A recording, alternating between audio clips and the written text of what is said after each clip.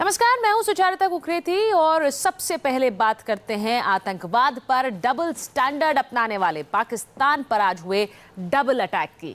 आज पीएम मोदी ने पाकिस्तान का नाम लिए बिना ही साफ कर दिया कि आतंकवाद तब तक खतरा बना रहेगा जब तक उसे पालने और पोसने वालों पर कड़ा एक्शन नहीं लिया जाता।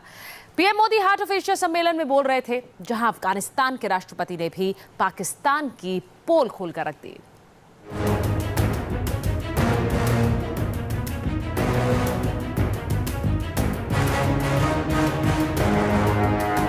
पीएम मोदी का पाक पर प्रहार। Action not just against forces of terrorism but also against those who support shelter, train and finance them.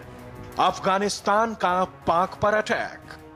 If they did not have sanctuary in Pakistan, they would not last a month. आतंक के खिलाफ मोदी की appeal.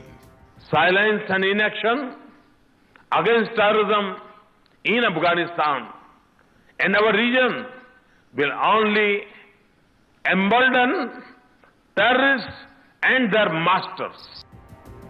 Pakistan में फल फूल रहे आतंकवाद पर यह हमला बोला गया हार्ट ऑफ एशिया सम्मेलन में, जिसमें पीएम मोदी ने नाम लिए बिना पाकिस्तान पर निशाना साधा और दुनिया को एक बार फिर बताया कि आतंकियों और उनके आकाओं की पनाहगाह यानी पाकिस्तान के खिलाफ अब एक्शन का वक्त आ गया है, क्योंकि पाकिस्तान ही है जहां पल रहे आतंकवाद न सिर्फ पड़ोसी देश के लिए बल्कि पूरी दुनिया के लिए बड़ा खतरा बन चुका है। We must demonstrate strong collective will to defeat terror networks that cause bloodshed and spread fear. Terrorism externally induced instability poses the gravest threat to Afghanistan's peace, stability, and prosperity. And the growing arc of terrorist violence endangers our entire region. प्रधानमंत्री मोदी ने नाम लिए बिना पाकिस्तान को खरी खरी सुनाई तो अफगानिस्तान के राष्ट्रपति अशरफ गनी ने नाम लेते हुए पाकिस्तान को दुनिया के सामने बेनकाब कर दिया। कहा, अगर पाकिस्तान आतंकियों की मदद करना बंद कर दे तो अफगानिस्तान में 1 महीने में आतंकवाद मिट सकता है। अशरफ गनी जिस वक्त ये सारी बातें कह रहे थे, उस वक्त वहां पाकिस्तान के पीएम नवाज शरीफ के विदेश मामलों के सलाहकार सरताज अजीज भी मौजूद थे, जिनके सामने अशरफ गनी ने पाकिस्तान को आईना दिखाया और दुनिया के सामने पाकिस्तान की पोल खोली। There's need for a fund to combat extremism. Pakistan is generously pledged $500 million for reconstruction of Afghanistan. This fund, Minister Aziz, could be very well used for containing extremism, because without peace, any amount of assistance will not meet the needs of our people.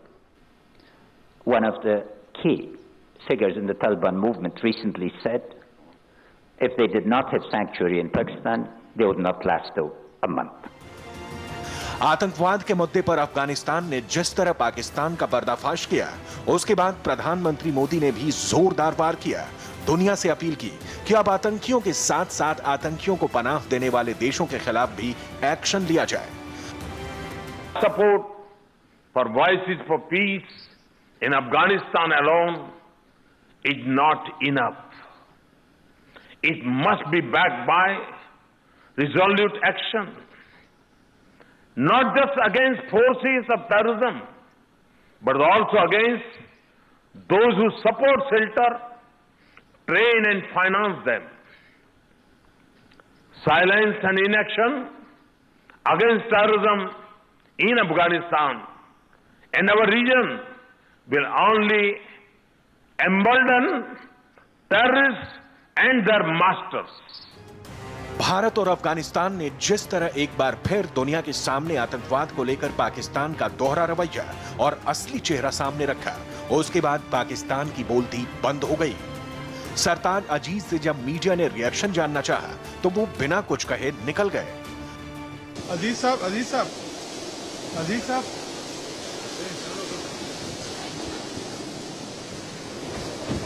Heart of Asia में पाकिस्तान की हकीकत क्या सामने आई? पाकिस्तान ने meeting में सफाई दी और कहा कि अफगानिस्तान में गड़बड़ियों के लिए किसी एक देश को दोषी ठहराना ठीक नहीं होगा।